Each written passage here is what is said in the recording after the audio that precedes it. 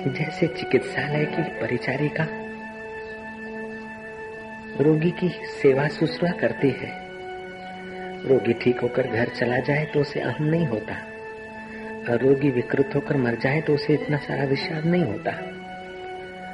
चिकित्सालय की परिचारिका सेविका समझती है कि हाँ तो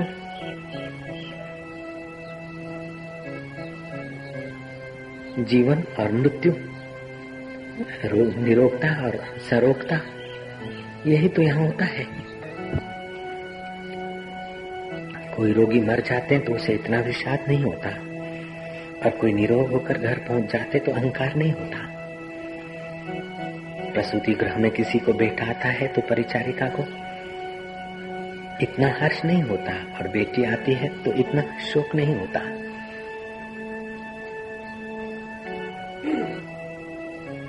परिचारिका अपना कर्तव्य कर्म करती है, ऐसे ही तुम भी अपना कर्तव्य कर्म करो। वाहवा मिल जाए तो अहंकार नहीं, निंदा का तूफान उठे तो भय और चिंता नहीं, सफलता मिले तो आसक्ति नहीं, विफलता मिले तो विषाद नहीं। ये संसार के तरंग है, इसी का नाम दुनिया है।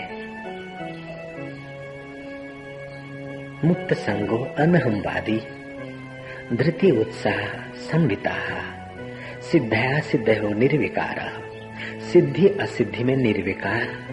जो आत्मा है उसी की महत्ता बढ़ा, उसी में गोता मार। कर्ता सात्विक उच्च थे तो सात्विक कर्ता हो जा। राजसी कर्ता का लक्षण है भोगों की वासना, कूड़ कपट, इहलोक और परलोक में मजा लेने की इच्छा। तामसी करता दूसरों को सताकर, हैरान करके, दूसरों को बदनाम करके, कुछ का कुछ करके अपना अहम स्थापित करना, अपना बड़प्पन दिखाना, ये तामसी कर्ता का स्वभाव है। राजसी कर्ता का इहलोक और परलोक के सुख में फिसलने का स्वभाव है, और सात्विक कर्ता करते हुए भी अकर्ता पद आत्मा में गोता मार के अमरता की तरफ चलता है। प्रभु तेरी जय हो।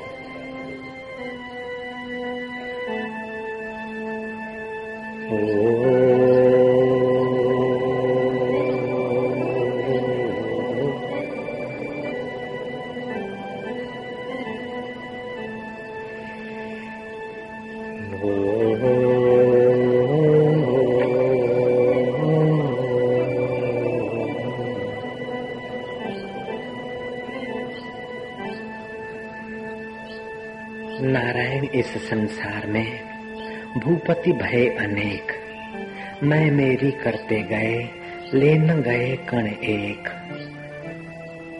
अनेक भूपति आए, राजा महाराजा आए, ये मैं और ये मेरा, मेरा मेरा हमारा, लेकिन एक तिनका भी नहीं ले गए, एक कण भी नहीं ले गए, सब यहीं पड़ा रह गया।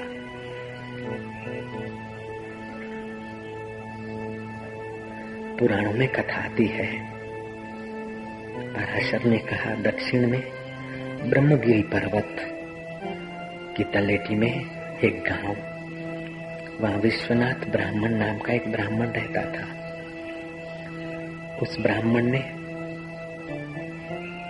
अशुद्ध अन्न और अशुद्ध संग के दोष से जीवन यापन किया होगा। उसे एक बालक प्राप्त हुआ, वो मूर्ख बालक प्राप्त हुआ। मूर्ख बालक प्राप्ति से पिता को जो दुख होता है वो कर्मों का बदला चुका देता है। उस मूर्ख बालक का नाम रखा गया अनंत। अनंत पढ़े लिखे नहीं, सूझबूझ नहीं, जड़मती वाला। पिता बहुत दुखी हुआ, दिन रात माँ और बाप उसे मेहने मारते थे। मूर्ख बालक के कारण पिता की इज्जत का कचरा हो जाता था। पराशर कहते हैं ब्रह्मगिरी पर्वत के तलेटी में विश्वनाथ ब्राह्मण का वो पुत्र अनंत, एक दिन पिता ने उसका हाथ पकड़ के डांटते हुए घर से निकाल दिया।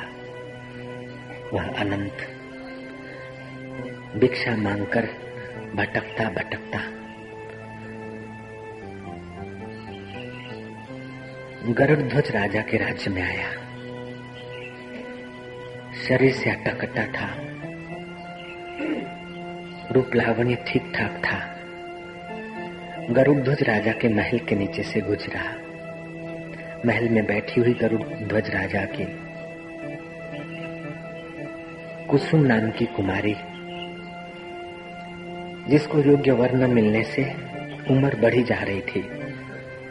गरुड़ध्वज राजा को एक बेटा था शंखवाहन और बेटी थी कुसुम। कुसुम ने उस अनंत के सुडोल शरीर को देखा।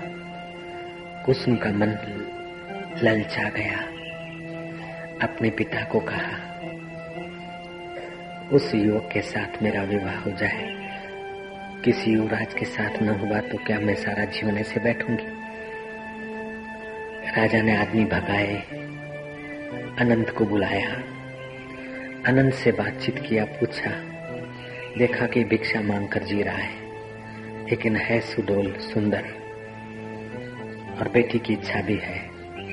कुसुम का विवाह कर दिया गरुड़ध्वज राजा ने उस अनंत से। कुसुम का विवाह इसलिए नहीं होता था कि कुसुम नाग विद्या जानती है, सर्प विद्या जानती है, इसलिए कोई राजकुमार उससे शादी नहीं करता था डर के मारे।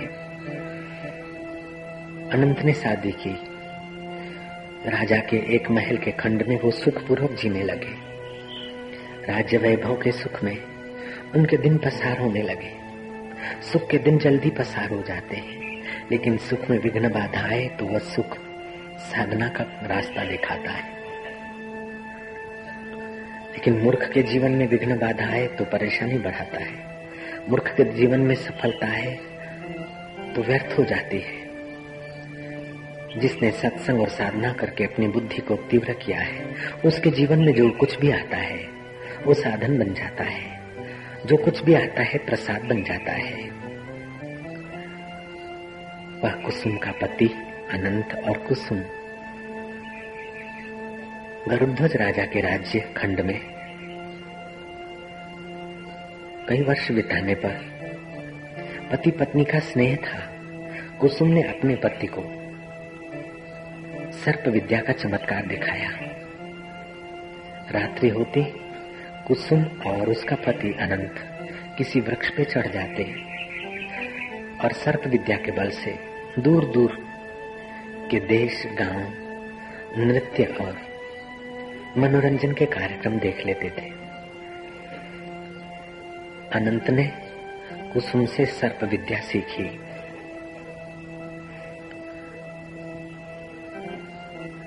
उस सर्प विद्या के बल से अनंत भी कई चमत्कार देख लेता था।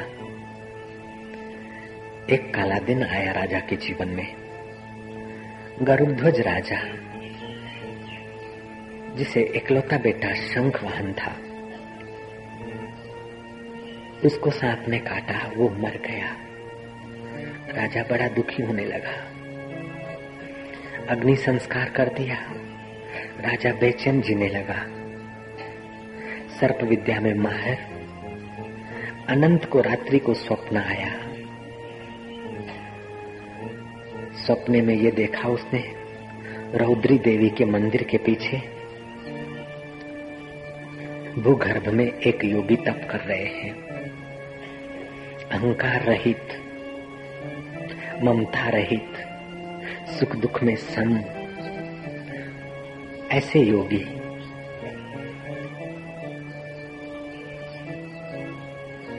कई वर्षों से समाधिस्थ हैं।